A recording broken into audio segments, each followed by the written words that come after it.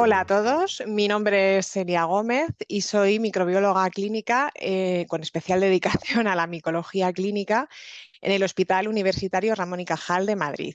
Y antes de comenzar con este tema que me han asignado, quería dar las gracias a todos los organizadores y a las sociedades que hacen posible la realización de este curso por haber contado conmigo y darme la posibilidad de poder contactar con mis compañeros profesionales micólogos del otro lado del océano. Así que encantada de participar. El tema que me han asignado, la verdad es que al principio no me pareció demasiado sencillo, pero bueno, yo creo que luego se pueden plasmar una serie de ideas que podremos discutir cuando se abran ya las sesiones de discusión en el foro. El tema es lectura interpretada del antifungograma y comparación de puntos de corte para cándida especies, criterios de UCAS y CLSI. Estos son mis conflictos de intereses que no tengo.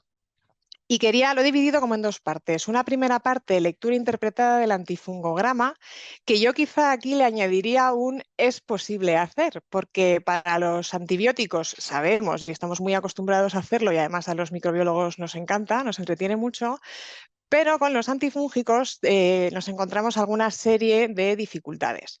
Cuando nosotros intentamos hacer lectura interpretada, la idea es que interpretemos, valga la redundancia, los valores de CMI que obtenemos por técnicas microbiológicas en categorías clínicas de sensible, sensible de dosis dependiente, intermedio o resistente en base a unos puntos de corte. Entonces, la primera dificultad que nos encontramos en el mundo del antifúngico es que siempre vamos a tener que elegir los puntos de corte en función de la técnica que utilicemos. Es decir, no vale utilizar puntos de corte de CLSI para técnicas que llevan el diseño de UCAS ni viceversa, porque entonces se pueden clasificar erróneamente aislados, y hay una serie de artículos en la literatura sobre esto, aislados que son sensibles, se pueden clasificar erróneamente como resistentes y ahí estaríamos cometiendo pues, un error grave. Hablaremos de todas maneras de los puntos de corte y de las técnicas que tenemos. Cuando nosotros interpretamos las CMIs, lo que pretendemos es predecir el éxito terapéutico. Lo que pasa es que en el mundo de la infección fúngica hay muchísimos factores que no tienen que ver con los antifúngicos, que dependen, o sí tienen que ver con los antifúngicos, pero no con las CMIs, de los que depende el éxito terapéutico. Entonces, nos detendremos también un poco en este punto. Además de todo esto, interpretar los valores de CMI nos ayuda a inferir los mecanismos de resistencia subyacentes. ¿Qué sucede? Que los mecanismos de resistencia a los antifúngicos muchas veces son complejos porque los hongos son seres eucariotas, no procariotas.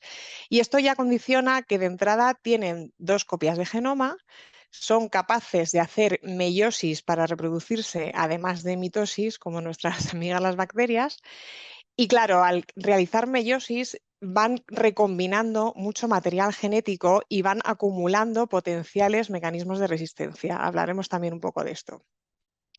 Hacer lectura interpretada nos permite modificar la categoría clínica en función de los mecanismos de resistencia que inferimos.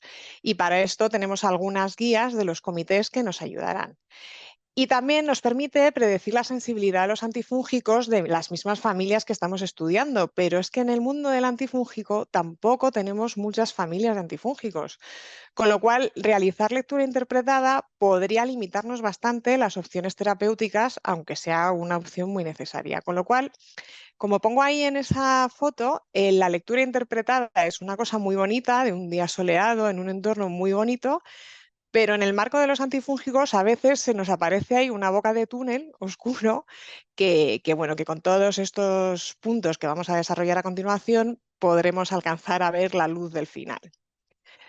¿Qué métodos tenemos para la determinación de la CMI para los antifúngicos y cómo tenemos que elegir los puntos de corte? Bueno, pues como saben ustedes, tenemos dos comités principales. Uno es el CLSI y el otro es EUCAS. CLSI está más centrado en la epidemiología de Estados Unidos y EUCAS más centrado en la epidemiología de Europa.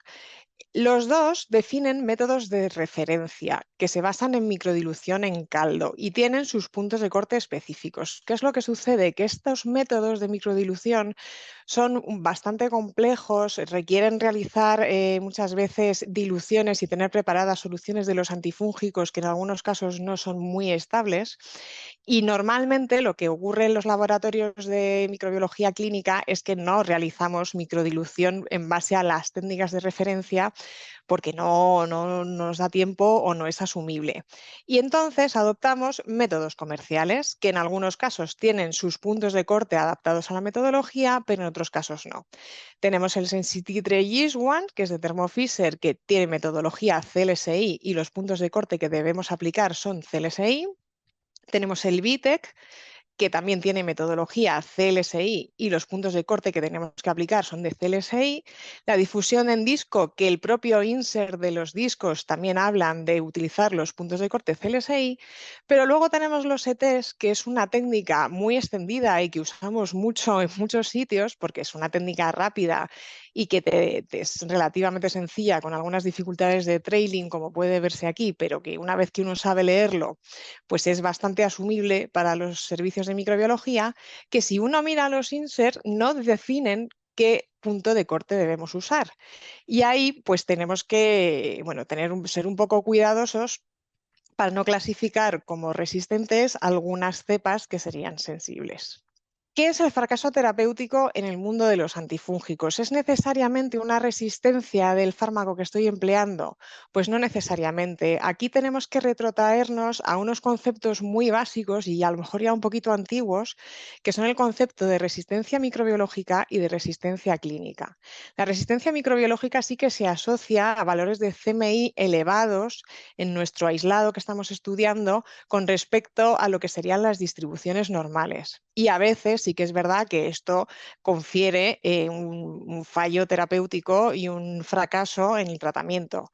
Lo que pasa que muchas veces en el mundo del antifúngico el problema es la gravedad de la infección. Son infecciones que cuando se hacen diseminadas se desencadenan muchos sistemas inmunológicos que, aunque consigas ir eliminando el hongo de la zona de infección, ya es muy difícil volver hacia atrás en ese SIRS, ¿no? En ese síndrome de respuesta inflamatoria. Además, son infecciones que tienden a hacer biofilm, con todo el problema que ahora un poco más adelante comentaré que esto supone. Dependen muchísimo del estado inmunológico del hospedador. Las grandes infecciones invasivas por hongos las vamos a ver y las estamos viendo ya cuanto más inmunosuprimimos a nuestros pacientes con técnicas nuevas de trasplante, técnicas nuevas de oncología. Y aquí al final, pues el antifúngico va a actuar, pero necesita la ayuda del sistema inmunitario y si no tenemos sistema inmunitario, pues por mucho antifúngico que pongamos, al final no vamos a poder controlar esa infección. Luego, los antifúngicos son fármacos, especialmente los azoles, que presentan muchísimas interacciones farmacológicas en pacientes que, como hemos dicho ahora mismo, son complejos y llevan a su vez otro tipo de fármacos, pues, por ejemplo, los tacrólimos, los inhibidores de la calcineurina, u otro tipo de fármacos que tienen muchísimas interacciones y provocan que haya menos dosis de la que creemos que estamos dosificando y entraríamos también en concentraciones subóptimas del antifúngico en el lugar de la infección. Pongo ahí un dibujo de un biofilm porque las infecciones por cándida se asocian especialmente a la formación de biofilms. No todas las especies tienen la misma eficiencia en elaborar biofilm. Candida albicans y Candida parapsilosis serían en este sentido un poco las más eficientes, pero todas son capaces de hacer biofilm. Y claro, en el biofilm esto es una comunidad de células, seguro que les han hablado antes de ello, que tenemos células en distintos estadios de crecimiento y a los cuales el antifúngico no llega de la misma manera ni en la misma concentración, de forma que en las células que están en la fase más planctónica sí que podemos estar exponiéndolas a concentraciones subinhibitorias de antifúngico y que estas células, para poder sobrevivir, estén seleccionando mecanismos de resistencia o estén induciendo mecanismos de resistencia que tenían presentes.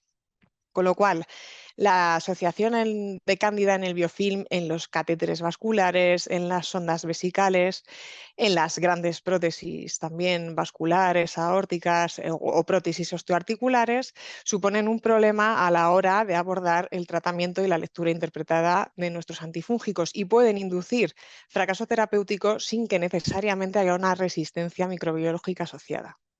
¿Qué tipos de resistencia nos encontramos? Pues de nuevo dos conceptos muy clásicos. La resistencia intrínseca o primaria, que es característica de una especie y que está en su genoma, independientemente de la exposición a los antifúngicos.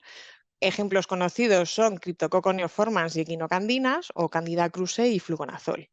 Claro, si yo tengo una infección mixta en la que hay alguna especie que presenta esta resistencia primaria, cuando le expongo a la acción del antifúngico, voy a acabar seleccionando esa especie que tenía esa resistencia. Por otro lado, tenemos lo que llamamos resistencia adquirida o secundaria, que quiere decir que en esas células está codificado de forma genética la presencia de un mecanismo de resistencia, pero que no tiene por qué expresarlo fenotípicamente y que a veces, tras exposición a los antifúngicos, especialmente en concentraciones subinhibitorias, como hemos hablado previamente, sí que empiezan a expresarse. Y este sería el caso, por ejemplo, de Candida parapsilosis y resistencia a fluconazol, que generan ciertos brotes nosocomiales de cierta preocupación e importancia en España y en Europa, y que se han seleccionado con concentraciones subinhibitorias de fluconazol. Una cosa que parece un poco evidente, pero que es muy importante y en el mundo de los hongos aún más, es la identificación precisa, porque puede ser que por hacer una identificación que no sea precisa del todo, estemos dando por hecho que no tenemos una especie con una resistencia intrínseca y fallemos en la adecuación y en la interpretación del antibiograma. Evidentemente, si yo sé que tengo una Candida krusei, la interpretación del antibiograma es muy sencilla de hacer porque aunque presente CMIs bajas a fluconazol, siempre la tendré que interpretar como resistente. Y en base a esto hay dos conceptos también que me gustaría tratar. Lo primero, que es identificación precisa, porque con toda la taxonomía molecular que venimos observando y asistiendo en el mundo de los hongos desde hace ya unos años, se han renombrado muchísimas de las especies en otros nombres pues, que no conocíamos, ¿no? Los propios comités, aquí pongo un ejemplo del CLSI, tienen sus guías, mantienen los nombres clásicos, por así decirlo, para que todos entendamos cuando vemos las tablas, pero tanto CLSI como EUCAS tienen una guía en la que ellos dicen que cuando hablan de Candida krusei en realidad estamos hablando de Pichiaguardia cebi, o cuando hablan de Candida glabrata estamos hablando de Nacasiomyces glabrata. Pero bueno, lo primero, definir la identificación, cómo la hacemos y cómo hacemos para que nuestros clínicos, cuando nosotros emitimos un informe, entiendan de qué especie estamos hablando. Y luego tener muy claro esta tabla, que hay varias publicaciones. Esta es una reciente del 2017, en la que bueno, pues se refleja claramente las resistencias intrínsecas, y esto ya, como digo, es una guía muy sencilla para hacer lectura interpretada. Lo que decíamos, que Cryptococcus neoformans y Trichosporum higiotrichum siempre van a ser resistentes a equinocandinas, por ejemplo, o que Candida krusei pues siempre va a ser resistente a fluconazol. Quería detenerme un poco en repasar cómo es la resistencia adquirida a los azoles en Cándida.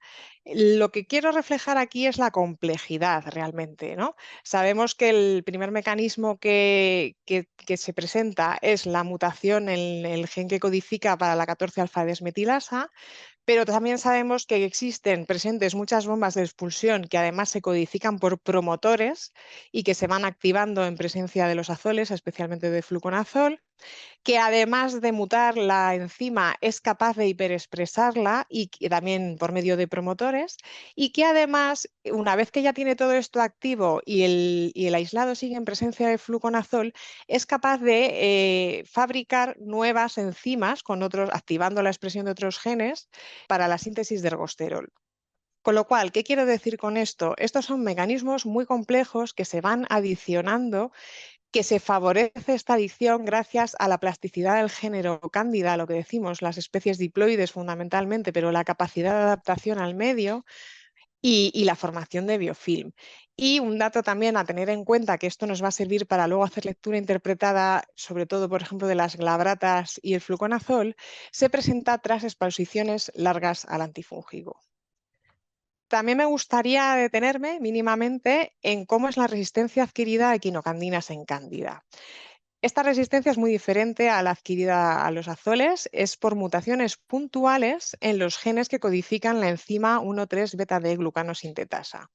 Hay tres zonas distintas, hotspots, que acumulan o pueden ir acumulando más mutaciones, pero sobre todo lo que me interesa resaltar es que la aparición, hay distintos tipos de mutaciones, algunas no confieren resistencia fenotípica, que serían las que están aquí puestas en verde, pero otras, las que están en amarillo, la adición, ir sumando mutaciones sí que va a acabar confiriendo resistencia fenotípica, y además se favorece que se vayan sumando mutaciones una vez aparecido ya una, y las que están en rojo, ese cambio aminoacídico confiere directamente resistencia.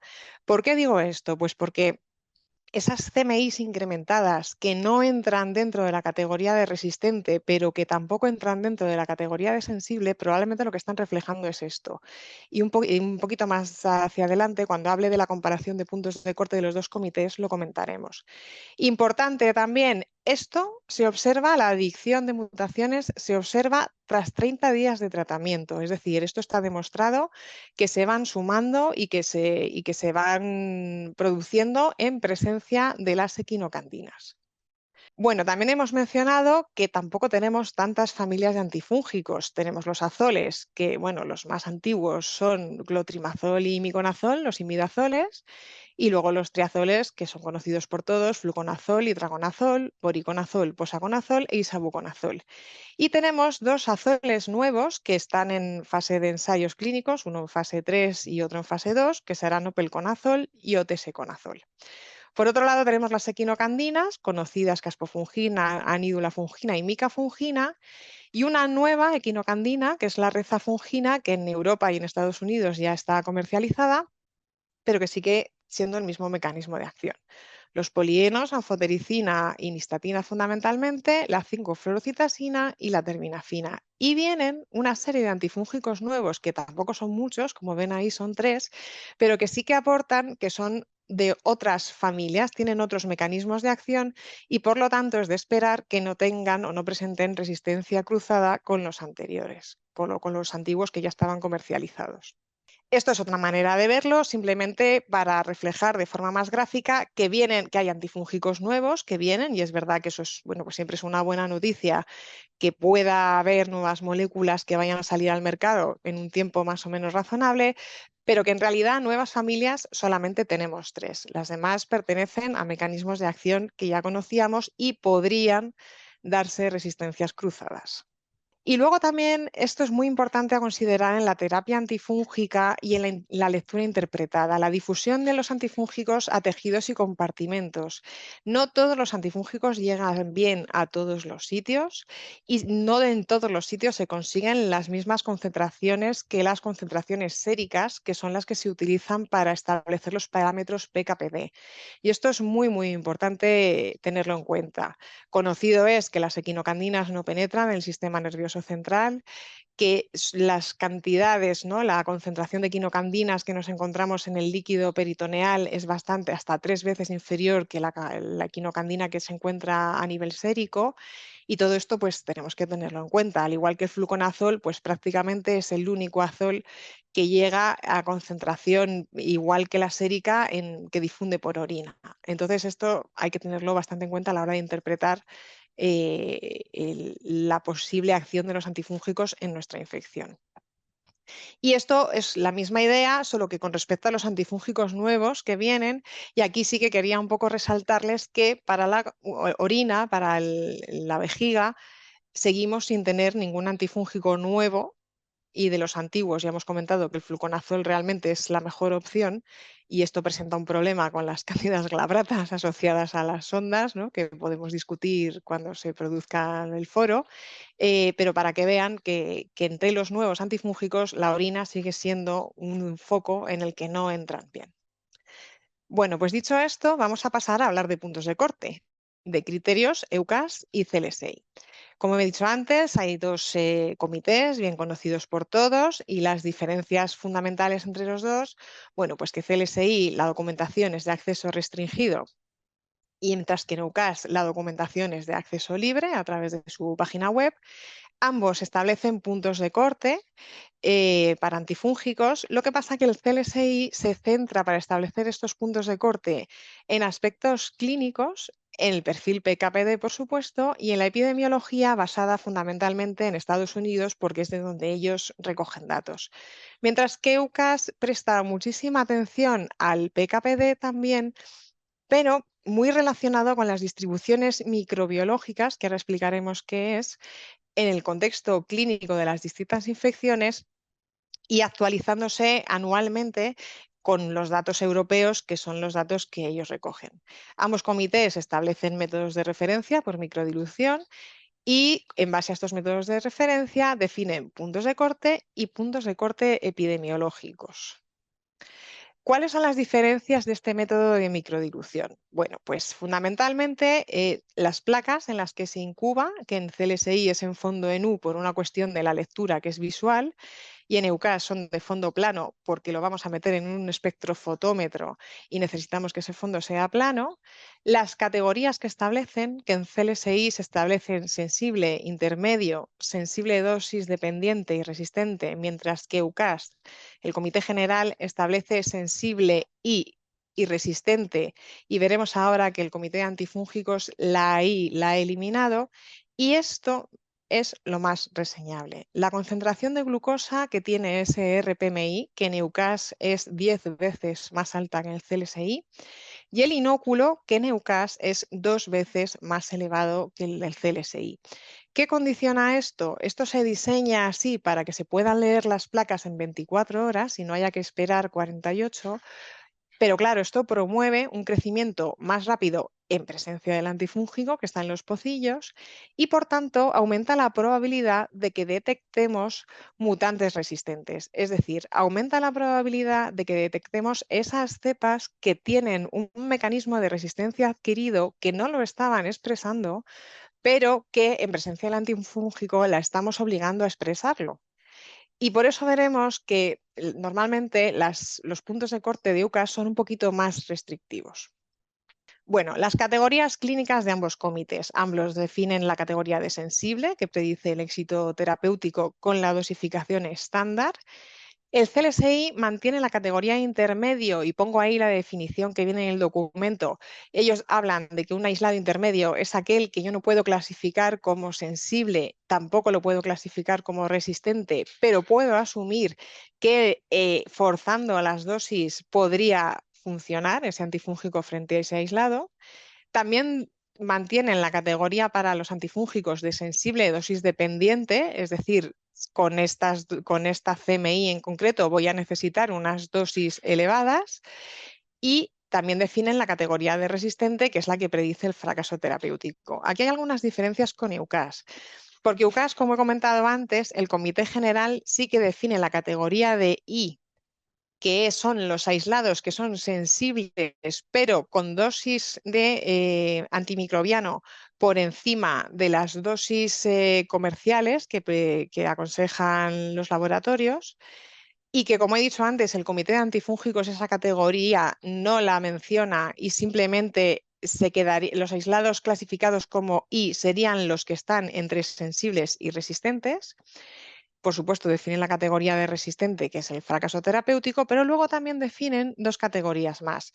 La de incertidumbre técnica, que es estos aislados que se quedan clasificados aquí, son aislados en los que no puedo clasificar como sensibles, porque es verdad que tienen CMIs más elevadas que los aislados sensibles, pero tampoco sé si no va a funcionar el antifúngico ahí y no me atrevo a clasificarlos como resistentes. Y lo que recomienda el comité es que en este caso, dado que entrar en esa categoría seguramente es debido a un problema metodológico de la técnica que estoy utilizando, lo que hablábamos antes de utilizar los ETs y emplear un punto de corte o emplear otro, Esas cepas debería estudiarlas a nivel molecular a ver si tienen algún mecanismo de resistencia. Claro, lógicamente eso se hace normalmente en laboratorios de referencia, eso normalmente no es asumible para un laboratorio clínico de microbiología, viendo lo complejos que son los mecanismos de resistencia a los antifúngicos, como lo hemos visto antes. Y luego definen otra categoría, que es la de que no hay evidencia de la actividad de ese antifúngico frente a esa especie y bueno, pues el microbiólogo no debería poder interpretar, no puede interpretar esa CMI, pero sí puede dar consejo microbiológico en función, ponen ellos en sus notas técnicas, en función del tipo de infección y de la dosis de antifúngico que se esté dando. Vamos a ver dos ejemplos, uno de equinocandinas y otro de fluconazol, de lectura interpretada según los dos comités. En el caso de las equinocandinas, CLSI define una categoría de intermedio, mientras que Neucas no. En CLSI sí que se definen puntos de corte para caspofungina, mientras que en EUCAS no los definen porque ellos describen una variabilidad técnica al hacer microdilución que no es reproducible interlaboratorios y entonces directamente no ponen puntos de corte, pero sí que en base a cómo son esos mecanismos de resistencia por acumulación de mutaciones puntuales, te dicen que puedes interpretar la sensibilidad a la caspofungina en función de los resultados de CMI a anídula fungina y micafungina, con lo cual esto es lectura interpretada de base ya desde el primer momento, ¿no? Y luego en EUCAS son más restrictivos, ahora vamos a ver por qué, y en el CLSI con Candida glabrata son especialmente restrictivos debido a los problemas de resistencia a quinocandinas que se han descrito en los últimos años en Candida glabrata en Estados Unidos. Bueno, aquí os pongo las dos tablas, esta de aquí arriba es la de EUCAS y esta es la del CLSI. Si cogemos Candida glabrata, vemos que para EUCAS van a ser sensibles las que tengan menos de 0,06 de concentración y resistentes directamente las que tengan más. No hay un rango de CMIs entre medias, de concentraciones, de diluciones que podamos asumir dentro de la categoría I. Sin embargo, el CLSI sí que deja un rango de concentraciones. ¿Por qué hacen esto EUCAS y por qué hace esto CLSI? Porque si miramos las distribuciones, por ejemplo, de anidula fungina y Candida glabrata de EUCAS, la mayoría de los aislados estudiados caen en hasta esta concentración de 0,06, que es donde ellos ponen los cortes. Y de aquí para arriba, CLSI deja el intermedio en 0,25, que sería este, pero ya de aquí para arriba, no, EUCAS, precisamente por las mutaciones acumuladas puntuales, no quiere definir que haya opción de tratamiento, lo quiere dar como resistente. Es por este motivo. Sin embargo, el CLSI sí que lo deja un poco a elección de forzar dosis, también según el modelo de infección del que estemos hablando. ¿Por qué hace esto EUCAS? ¿Por qué es tan restrictivo? Pues porque hay varias publicaciones, aquí traigo una reciente, pero podemos encontrar muchas que hablan de esto, lo que hablábamos antes. Las equinocandinas se utilizan muchísimo en infección, para prevención de infección intraabdominal postquirúrgica. Y sí que se ha visto y está demostrado que hay hasta un 33% menos de niveles de quinocandinas en el peritoneo que en el suero, lo que está llevando a que se produzcan concentraciones subóptimas en este líquido, en este espacio, y eso hace que estos sean reservorios de potencial resistencia. Hasta el punto de que en este artículo analizan los niveles de caspofungina, micafungina y anídula fungina en el líquido peritoneal de distintos pacientes y estudian, analizando esos niveles y haciendo una correlación con las CMIs máximas que deberían tener nuestros aislados en ese compartimento, en ese líquido peritoneal, las CMIs máximas que deberían tener y son bastante más bajas que ese 0,06 que propone EUCAST. Con lo cual, aquí habría que hacer también lectura interpretada y cuando yo me encuentro una CMI en ese rango por encima de 0,06 tendría que ver de qué paciente estamos hablando, cuánto tiempo de quinocandina lleva de tratamiento, si es un paciente postquirúrgico, posible presencia de abscesos, posible presencia de biofilms en los catéteres y según eso, hablando con nuestros clínicos, hacer la lectura interpretada de mi CMI. Y luego también quería comentaros ya por último la lectura interpretada de fluconazol en Candida glabrata, que siempre es un tema muy polémico y que también cuando comience la discusión en el foro podemos comentar, ¿no? EUCAS deja, aquí sí que no se define categoría de I en CLSI, se define de sensible dosis dependiente y EUCAS, pues como os digo, todas las Is serían las que están entre sensible y resistente, y aquí hay un rango muy amplio, desde 0,001, que yo en mi experiencia profesional nunca he visto una candida glabrata con esa CMI a fluconazol, hasta 16. Y CLSI también es bastante laxo en este sentido, suben un poquito la CMI y te dicen que forzando dosis o adaptando la dosis al modelo de infección, todo lo que esté por debajo de 32 podríamos utilizar fluconazol. ¿Por qué hacen esto los comités? Pues esta es la distribución de UCAS.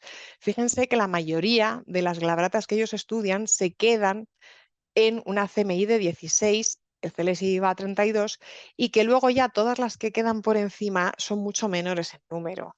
Hemos visto cómo son los mecanismos de resistencia a azoles en cándida. Es un sumatorio de mecanismos en presencia del antifúngico, con lo cual no va a ser lo mismo tener una cándida glabrata con una CMI de 4 a fluconazol que de 16. La de 16 probablemente ya está sumando muchos mecanismos, pero también hay que fijarse mucho de qué lugar de infección estoy hablando y de qué gravedad de la infección estoy hablando, porque si estoy hablando de una infección urinaria asociada a sondaje vesical, con retirar esa sonda, que en la que además está produciendo un biofilm, y poner fluconazol, que es el único antifúngico que va a llegar bien, aunque tenga una cándida glabrata de 16, podré decir que es sensible, podré interpretar en el contexto clínico del paciente esa CMI como sensible.